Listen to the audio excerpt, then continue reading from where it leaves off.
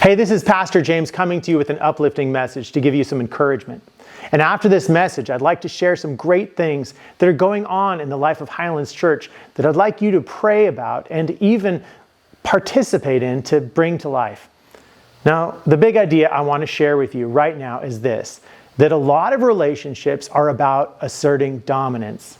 This is true for friendships, it's true for romantic relationships, it's true for relationships with kids or even parents, and it's also true in work relationships. A lot of the people that you meet, even if they don't know that they're doing it, meaning they're doing it subconsciously, are trying to assert dominance over you. Now, in some situations, this can be really fun, like when you're playing a basketball game. You're both trying to assert dominance over one another to see who's the best. In other ways, it can be really dark, like when somebody is enslaving somebody else or when somebody else is killed.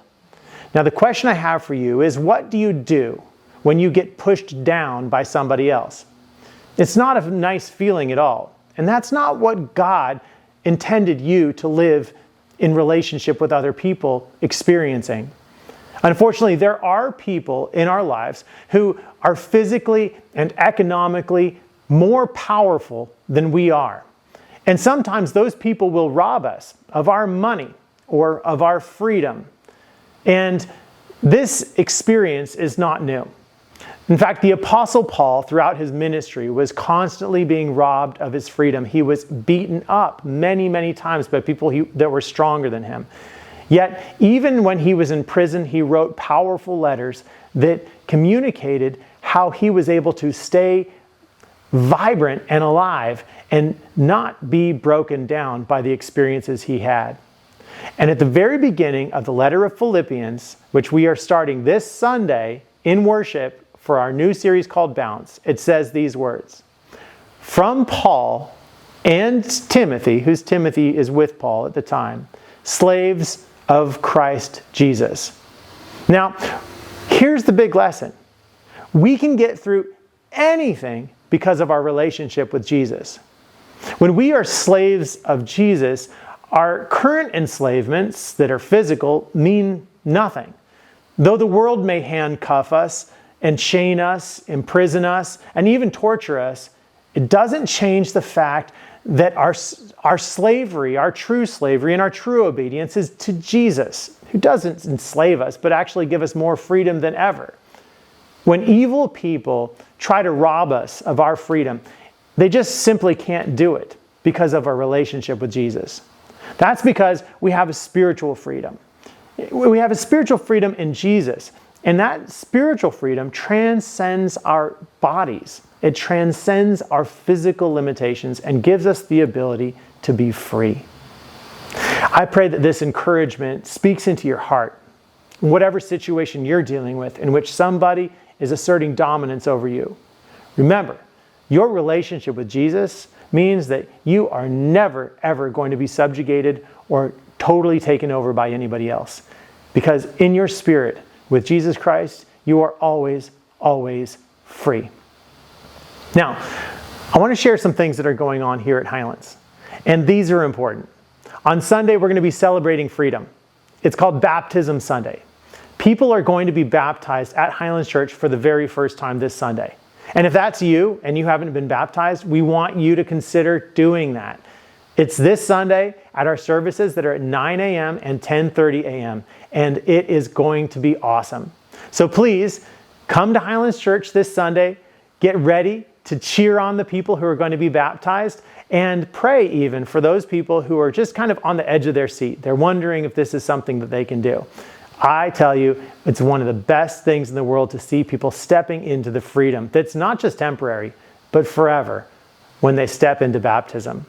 Now, the other thing I want to share with you is this really special thing at Highlands called the Newcomer's potluck. We're going to be having that this coming Tuesday, April 9th at 6 p.m. And kids are welcome. In fact, we have a little kids movie on the side where the kids can just hang out in the other room. They bring their own sack lunches, but the adults meet together and get to know other adults who don't have community and especially are new to Highlands. Maybe you've been here for 3 months or 6 months or even a year or 2 years, and you just feel like you haven't really stepped out of that box called Newcomer.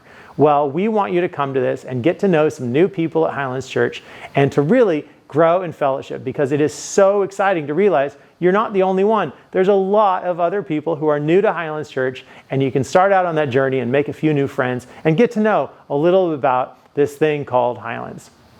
Now, also, I want to celebrate Easter. Easter was phenomenal. We had over 1,000 people here at Highlands Church on Easter Sunday, and you guys made it happen. We had to meet inside because the weather was precarious at best. There was rain reports all throughout the weekend, and the lawn was just too soggy for us to meet outside. But the worship we had inside was unbelievable. We had more people inside of the Sunday morning worship service for Easter in one service than we'd ever had in that building or that room all at one time. And that was awesome.